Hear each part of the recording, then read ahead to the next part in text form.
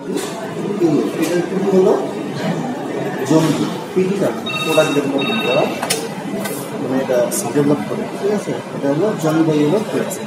আর এটা সিএস হলো গিয়ে ওইদিকে হলো আক্তার খান এই তিনটা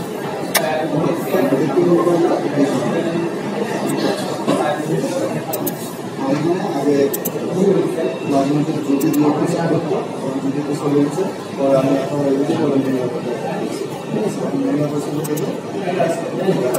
ঠিক আছে।